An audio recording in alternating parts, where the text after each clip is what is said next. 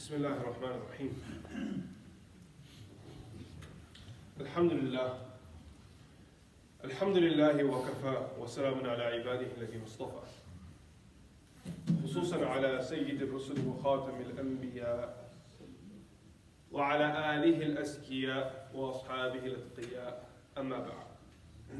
فأعوذ بالله من الشيطان الرجيم. بسم الله الرحمن الرحيم.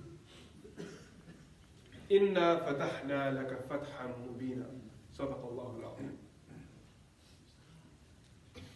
In today's khutbah, I wanted to spend some time reflecting over a part of the life of Rasulullah sallallahu alaihi wasallam, a chapter of seerah.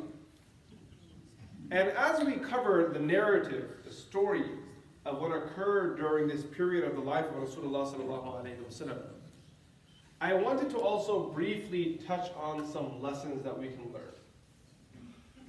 Two purposes behind this. Number one, so we can utilize this opportunity of our gathering to learn about the life of Rasulullah sallallahu alaihi wasallam. And the second, so we also focus and learn on how to extrapolate life lessons from that example in life of Rasulullah sallallahu alaihi wasallam. It was the 6th year after migration. Rasulullah sallallahu alaihi wasallam and the companions had now been away from home, from Mecca, for 6 years. When someone is forced to leave their land, the only thing they desire is to go back. If you ever meet someone who spent a good portion of their life in a particular part of the world, when they leave that place, the rest of their life, they recall those memories from that land. That when we were young, we used to go here for tea. And then we used to go over there. They used to make very nice, food. And they have very good rice. And this is where we used to go play. And that's where, my brother got hurt. And over there was where I met your mother for the first time. Everyone's got these stories, nostalgia, that's placed all through that city. Because that's that's a place that you were connected to, where you grew up. This was how the companions and Rasulullah sallallahu alaihi wasallam also felt about Mecca. They really missed Mecca. If we were to go through a list of the things that the Prophet sallallahu alaihi wasallam was tested with in his life, one of the things that would surely be on that list without doubt would be Allah subhanahu wa ta'ala testing the Prophet sallallahu alaihi wasallam by separating him from Makkah Mukarramah. It wasn't only personal memories that the Prophet ﷺ left behind, it was the Kaaba. And when Nabi ﷺ was leaving Makkah Mukarramah, as his migration started, he turned back to the Kaaba and with tears in his eyes, he said that had your people not taken me out of this city, I would have never left you. And he cried and cried because of his love for Kaaba. 6 years had passed by now. And the Kaaba that the Prophet ﷺ loved so dearly, he hadn't seen, he hadn't visited. One night Rasulullah ﷺ is sleeping, and in his sleep he sees a dream. And in his dream he's in ihram. He's reading the talbiyah, labbaik Allahumma labbaik. Nabi ﷺ and the companions are performing umrah.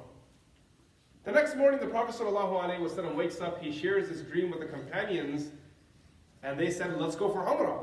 The Prophet ﷺ and the companions get together.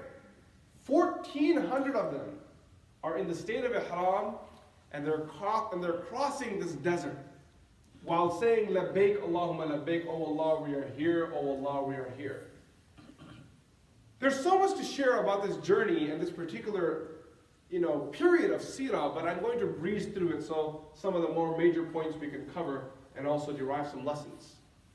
When they reach close to the outskirts of Makkah Mukarramah, Nabi sallallahu alayhi wasallam's camel sits down and it refuses to go forward. Some people begin to say that maybe the camel's gone stubborn, maybe it's gone rogue, let's get rid of this camel. Rasulullah sallallahu alayhi wasallam was a very loyal person, by the way. His loyalty is so special that even in this moment, the Prophet ﷺ was not happy with someone saying something about his camel, let alone his companion or another believer. you can't say things about my camel. And he stands up and he defends the camel and he says that the only reason why my camel sat down is because Allah commanded my camel to sit down. In one narration, the Allah that commanded the elephant of Abraha to sit down is the Allah that commanded my camel to sit down. We're not going forward. And they settled down there. This area is called Hudaybiyah, and it's right outside the boundaries of the Haram. So there is an area known as Haram, and in the middle of the Haram is the Kaaba. Not literally in the middle, but it's in the Haram is the Kaaba. One thing people don't know, the Haram isn't only Mecca. This area, this boundary that we refer to as the Haram, it's multiple areas. So for example, next to Mecca, there is a suburb that today, it's a modern suburb called Aziziyah. That's also included into the Haram. Then next to Aziziyah, there's another area which is from the time of Nabi sallallahu alayhi wa sallam known as Mina. That's also considered a part of the Haram. Then next to Mina, further down, there's another place there called Muzdalifah, which is also a part of the Haram. Now, when we go for Hajj, we go to a place called Arafat, which is not in the Haram anymore.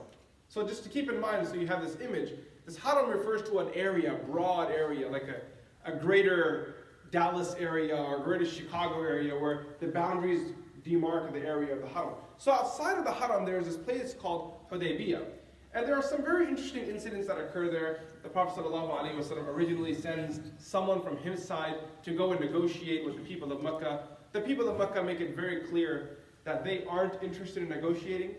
And the person the Prophet ﷺ sent for negotiations, his name was Uthman bin Affan radiallahu anh. He was a son-in-law of the Prophet ﷺ, a very close relative of the Prophet ﷺ as well. I mean, not very close, but there was a relationship between Banu Umayyah and Banu Abdul Muttalib, so there was that relationship that existed between Nabi sallallahu alayhi wa sallam and Uthman radiallahu anh. Uthman radiallahu anh is sent as a negotiator. When Uthman radiallahu anh gets there and he proposes that, we've come from far with one intention, and that's the Kaaba. We're not here for any war, no politics, nothing. We just want to come and do our Umrah and be gone.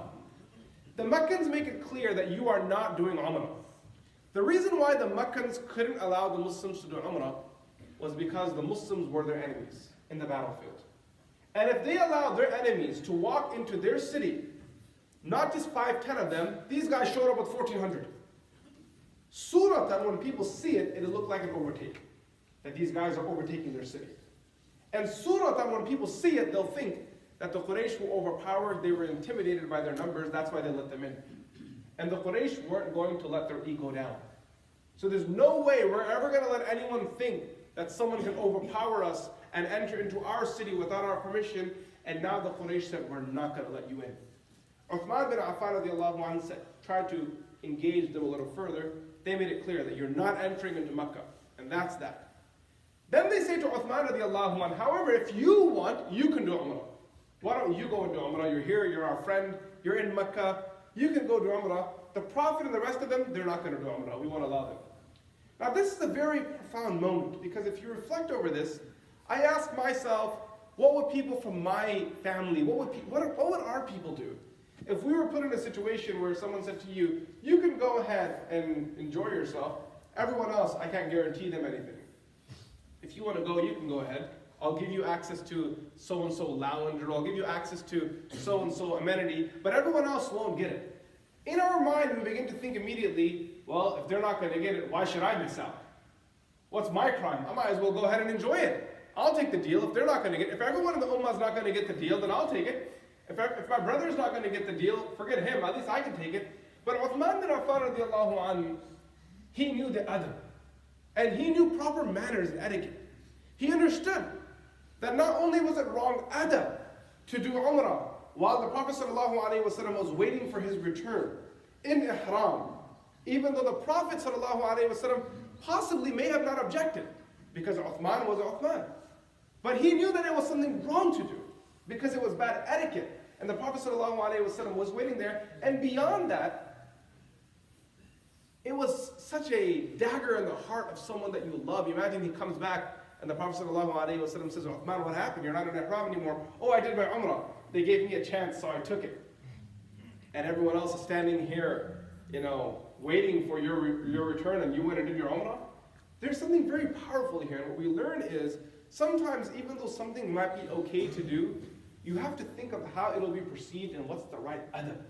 What's the right way to engage? Is it okay for you to do something? Maybe yes. Sometimes young folks will come and ask me, hey Sheikh, can I do this?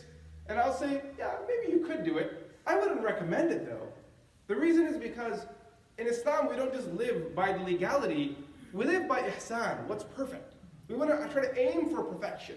We want to aim to be here. So is it possible for a child, is it permitted for a child to take food out and sit on the table and start eating while their parents haven't even arrived at the table yet and haven't served themselves? Yeah, it's jaiz, it's permitted. You can go ahead and serve yourself first. Is it the right thing to do? Absolutely not. I don't care what culture it is. The right thing to do is to make sure your parents are taken care of first. To make sure there's food in their plate. To make sure they're seated. And if it means you have to wait 5 minutes extra, the world's not going to end in 5 minutes. If they're going to stay hungry for another 5 minutes, so should you. And this is the lesson that Uthman radiallahu anhu teaches us from the story of Hudaybiyah. He had an opportunity to go ahead with something. That was a great thing. Umrah is a good thing. Forget about food. Food is still whatever. But Umrah is a phenomenal thing. He can make dua. There are so many ways, so many things that he can do. But he knows that's not the right adab. Uthman radiallahu anhu, he returns. And unfortunately, in his return, there was a delay. Why was there a delay? There are two interpretations. One interpretation is the negotiations between Uthman radiallahu anhu and the Quraysh prolonged. They kept going back and forth, And the second interpretation is the Quraysh didn't want Uthman radiallahu anhu going back to the Muslims until they figured out what their next move was going to be. So they kind of held Uthman radiallahu anhu back.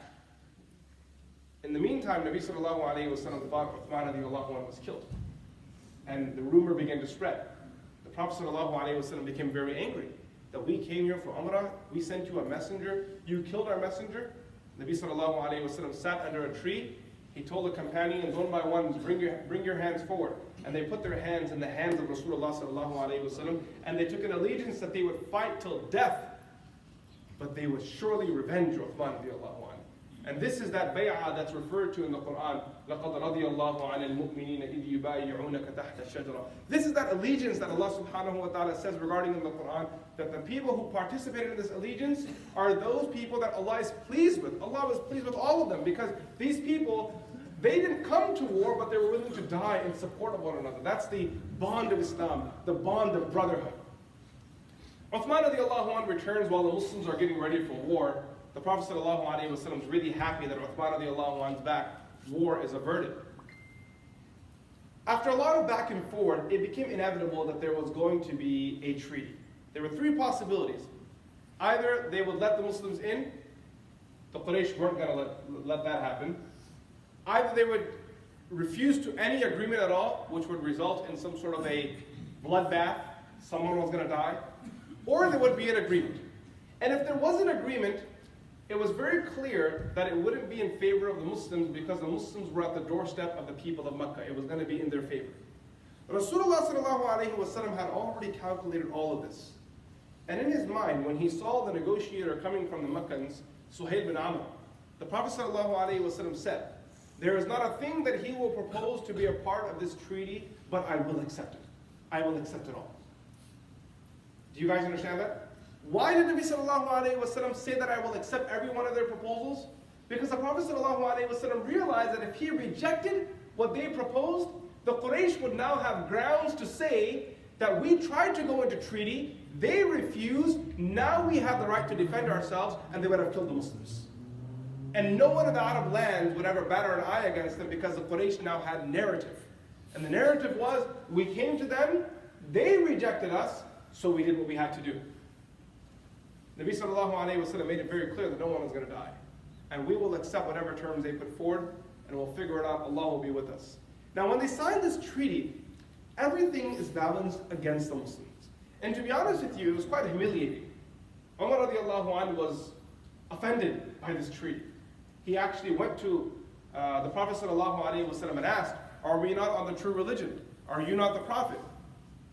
Don't our dad go to paradise and their dad go to the fire? So why don't we just fight? We'll go to Jannah early. We're not going back home early. This is humiliation. Rasulullah sallallahu alayhi wa sallam tells Umar radiallahu anhu to be patient. And then after that, Umar radiallahu anhu still can't stomach this. humiliation, he goes to Abu Bakr Siddiq radiallahu anhu, and he repeats it all over again. Are we not on the true religion? Is he not the right messenger? Don't أَلَيْسَ قَتْلَانَا فِي الْجَنَّةِ Don't our martyrs go to paradise? وَقَتْلَاهُمْ فِي النَّارِ And their deceased, don't they go to the fire of hell? And Abu Bakr Siddiq radiallahu anhu said, yes, yes, yes. However, the Prophet said, this is what we're going to do, so this is what's going on. And right off the bat, we see Abu Bakr Siddiq radiallahu anhu teaching us a lesson of obedience and submission that is unparalleled. Umar radiallahu anhu is a great companion. He is a phenomenal companion. He is the cream of the crop. We refer to him as Amir al-Mu'mineen, Umar ibn al-Khattab radiallahu anhu. He is honored with burial next to Rasulullah sallallahu alayhi wasallam. I'm not sure if there is a need for any more virtue after that. But Abu Bakr Siddiq radiallahu anhu, who holds a maqam just above Abu Bakr Umar radiallahu anhu, he even teaches Umar radiallahu anhu a lesson that day. That no matter how trivial, no matter how difficult things get, you never question Rasulullah. You never question. Because he speaks from a place of revelation. And revelation should not be questioned. No matter how much you struggle with it, no matter how many thoughts you have, and how many arguments you think you have, once Allah and His Messenger speak, there's no place to speak anymore. There's no space for any conversation any further. And I think that is the highest level of iman. I'm all for dialogue when it comes to religion. I'm all for understanding and tussling and kind of wrestling with different ideas when it comes to philosophy and religion and predestination. And, these are all very complicated subjects, and I love engaging with them when the time is right and the place is right. But ultimately, I believe the highest level a person's iman can be is where they come and say that these man-made discussions and these personal challenges that I have with my own brain are never going to prevent me from submitting to the command of Allah subhanahu wa ta'ala, who created all of this. I don't need any arguments. The famous story of Razi, Imam al-Razi was traveling. He came to a community to give a lecture. Everyone was getting ready to go to the lecture. So one lady asked, where are you all going? So they said, we're going to the lecture of al-Razi. She says, who's this Razi guy? I've never heard of him before. Must be someone famous. They said, don't you know Razi? Razi is a man that has 99 unbroken proofs of the existence of God. He has 99 irrefutable proofs of the existence of God. This is who Razi is. So this old lady said, this Razi doesn't sound like a smart guy. She said, this Razi doesn't sound like a smart guy. Why does he need 99 proofs? One proof is enough. Why does he need 99 reasons to believe in God? Isn't the presence of Allah just apparent? Isn't it visible? Why do people need so many reasons to believe in God? And so Imam Razi's approach is correct. Obviously, it's a very sophisticated scholarly approach. That's what scholars are supposed to do. But from her perspective, as an old lady, her approach is beautiful too. Her approach is that I don't need philosophical reasons to believe in God. And Abu Bakr Siddiq radiallahu anhu, through this interaction with Umar bin Khattab radiallahu anhu, he teaches us a lesson. And the lesson is that no matter how much you struggle with something, no matter how much you struggle with a particular reality that you find in Revelation, people don't like using the word reality and fact when they talk about Revelation. It seems like the words reality and fact have been assigned just to the world of science. And I refuse to accept that. The truth is that the Quran and Revelation is nothing but fact. The Quran and Revelation is nothing but reality. As for human research and science, parts of it we'll find to be factual, other parts we're all just theorizing, trying to understand what true reality is. But Allah subhanahu wa ta'ala tells us in the Quran what true reality is. That's what Nabi sallallahu alayhi wa sallam teaches us. And for Umar radiallahu anhu, this was a very tough one because not only did he have an intellectual objection against the decision Rasulullah sallallahu alayhi wa sallam just made, but he was emotionally conflicted too with the decision that was made by Rasulullah sallallahu alayhi wa sallam. But Abu Bakr Siddiq radiallahu anhu, almost as a mentor, because Abu Bakr Siddiq radiallahu anhu clearly was more senior than Umar radiallahu anhu, he reprimands him, he checks him. That no, you don't think like that when it comes to Rasulullah sallallahu alayhi wa sallam. Umar radiallahu anhu goes back. And then later on in that journey, Rasulullah sallallahu alayhi wa sallam, on the way back, he stopped and revelation started to reveal on Rasulullah sallallahu alayhi wa sallam. The Prophet sallallahu alayhi wa sallam turned around after Revelation had finished it. He asked, where is Umar? And they said, Umar is there. Umar radiallahu anhu was called forward, and Rasulullah sallallahu alayhi wa sallam said, earlier on you were asking about my decision. Well, Allah subhanahu wa ta'ala just revealed a verse of the Quran regarding that treaty. Inna fatahna laka fatham mubina. We have granted you an open victory. You begin to ask yourself, what's the open victory here? Clearly Muslims have been humiliated. And this is another lesson that we learn from the seerah, from the life of Nabi sallallahu alayhi wa sallam. And it's something that relates to us all. That sometimes there may be something that crushes us. It breaks our ego. It infuriates us. It sets us in flames. We can't accept it because it's so bothersome. But in reality, Allah subhanahu wa ta'ala is preparing the stage for something much greater. Something big. Something powerful. Because the next year around, when the Muslims came for Umrah in the 7th year after Hijrah, per their agreement, the Muslims didn't come with 1,400 people. This time they came 3,000 strong. And not only did they come 3,000 strong, Nabi sallallahu alayhi wa sallam wanted to make sure the Meccans would feel the presence of the Muslims. He would feel their raw, their awe. Nabi sallallahu alayhi wa sallam told the men, uncover your right shoulders. Let them see your shoulders and your arms. Let them see how strong you are. And when you walk with firmness, with ramana. Take small steps and swing your shoulders so when they see you walking like men who have trained and prepared themselves to take on any task in the world that they're faced with. When the Quraysh saw the Muslims so unified, when he saw them walking in this manner, when they saw their devotion, even though the Quraysh had left Mecca during those 3 days while the Muslims were performing their Umratul Qada, their makeup Umrah the next year, just the visuals put terror in their hearts. Abdullah bin Rawaha radiallahu anhu, when he entered into the Haram as a part of the Umratul Qada, as a part of the makeup Umrah, he started reading poetry in praise of Rasulullah sallallahu alayhi wa sallam and also in praise of the Muslims. Umar radiallahu anhu saw him and he kind of got angry at him. Hey, poetry, masjid, don't do that. This is not the place for poetry. This is the Haram. Be respectful, do dhikr. Nabi sallallahu alayhi wa sallam saw Umar radiallahu anhu reprimanding Abdullah bin Rawaha radiallahu anhu, so he says to Umar, let him go. Let him say whatever he wants to. Because his words of poetry are being heard by those Quraysh over there, and the words of poetry on the ears of the Quraysh are more heavier and more painful than arrows are in their arms. We can fire arrows at them, it won't hurt as much as these words of poetry will hurt their ego. If he wants to read, let him read whatever poetry he wants, as long as what he's saying is right. And Abdullah bin Rawaha radiallahu anhu continues. How was this treaty a victory? How was it a victory? The year after that, the 8th year after migration. Now in this treaty there was an agreement that anyone that wishes to join the Quraysh can join the Quraysh, and whoever wishes to join the Muslims can join the Muslims in the treaty. And a part of the treaty was there will be no war for 10 years. And this was also a great victory because now the Prophet ﷺ had security of dealing with issues that were pending while not being threatened that the Quraysh would attack him. There were certain things that had to be done, certain attacks Nabi ﷺ needed to take care of, certain aspects of revenge that had to be taken care of. Some Sahaba were killed by certain people. Nabi ﷺ had it on his radar that those people have to be dealt with, but he couldn't. He couldn't because there was a constant threat from the Quraysh. But now that they went into agreement that there would be no battle for 10 years, this gave Nabi sallallahu alayhi wa sallam security. That okay, now we're safe from this side, we can move forward. And that's why, as soon as Nabi sallallahu alayhi wa sallam comes back from Hudaybiyah, he goes straight to Khaybar. Because that was a pending issue. The people in Khaybar had caused the battle of the trenches. It's another part of history. But they were criminals of that. Huyay bin Akhtab and his people were all criminals of war. And Nabi sallallahu alayhi wa sallam had that on his mind. They were the ones that caused the betrayal of Banu Qurayza. But he couldn't move towards them because the Quraysh were sitting. As soon as the treaty was signed, that for 10 years there will be no war, Nabi sallallahu alayhi wa sallam went and dealt with these people who were causing problems for such a long time. Now, 10 years, no war. Quraysh on one side, the Muslims on the other side. There was a tribe who joined the Quraysh by the name of Banu Bakr.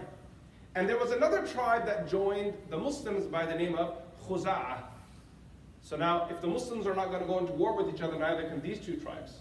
Unfortunately, Banu Bakr betrayed, and they attacked Banu Khuza'ah. Banu Khuza'ah, while looking for protection, they could find nowhere to run, so they ran to the Kaaba. Because in the Haram, you don't kill anyone, even before Islam. If they ever wanted to execute someone, they took them to Ji'rana or Tan'im, outside the boundaries of the haram, not inside. Banu Bakr was chasing them. Banu Khuza'ah ran into the haram. So one person from Banu Bakr said to the other that we can't do anything to them now, they're in the haram. So they then said to one another, today there is no haram, there is no God. Kill them all. And they killed them one by one. One man from Banu Khuza'ah, he ran from there, arrived in Medina Munawwara. He informed the Prophet ﷺ of the betrayal. Nabi ﷺ looked at him and said to him, you've been assisted. Go. We'll take care of it. And it was this betrayal of the Quraysh that caused the Muslims to then come in to conquer Makkah Mukarramah. And there's so much to share in the middle, but just due to lack of time and the nature of the khutbah, I'm going to finish with one thing. Nabi ﷺ enters into Makkah Mukarramah as a conqueror. No bloodshed, minimal confrontation. And as he's entering into Makkah Mukarramah, he's holding his camel, the rope of his camel, and he has a beautiful black turban on. Nabi ﷺ has his armor on. And the city that he was kicked out of, now he comes back as a conqueror. And usually when people conquer a place, what do? They humiliate. إِنَّ الْمُلُوكَ إِذَا دَخَلُوا قَرْيَةً أَفْسَدُوهَا وَجَعَلُوا عِزَّةَ أَهْلِهَا أَذِلَّةً. Usually when kings come into a place and they conquer or they invade, they first of all destroy the city, and then they take the most honorable people and they disgrace them to establish their point, their presence. Nabi ﷺ, when he enters, he's not boasting, he's not shouting, he's not throwing confetti in the air. There aren't people dancing, they're not hitting drums, they're not celebrating. They are celebrating, but in a very different way. Nabi ﷺ is holding the reins of his camel with his head lowered down, almost like he was prostrating. And he was saying in a very soft voice, in this very humble moment, Alhamdulillah, all praises for Allah. Sadaqa wa'ada, he fulfilled his promise. The day I was leaving, Allah promised me he would return me back. Sadaqa wa'ada. Wa nasara abdah, he helped his servant. I've come back today as a conqueror. Wa hazama al-ahzab wahda. And alone, Allah destroyed all the people who gathered against us. And then Nabi ﷺ recited the verses, Inna fatahna laka fathan mubina. He kept reading these verses with tears in his eyes as he entered into Makkah, that Allah granted us victory. And this isn't in the narration, but I don't know, maybe this happened, maybe it didn't. I don't know what the look on Umar radiallahu anhu's face must have been that day. Entering into Makkah Mukarramah as a conqueror, as he hears the Prophet reading these verses, when these verses were revealed on a day that he was so skeptical of what was going on. But Allah subhanahu wa ta'ala always fulfills his promise. Our job isn't to dictate terms to God. Our job is to abide by the terms set by God. And then as for the results of that, Allah will give them when it's best for us. So much to learn, so much to talk about. We pray that Allah subhanahu wa ta'ala gives us tawfiq to act upon, learn, process, understand, and extrapolate. Wa sallallahu alayhi wa sallam.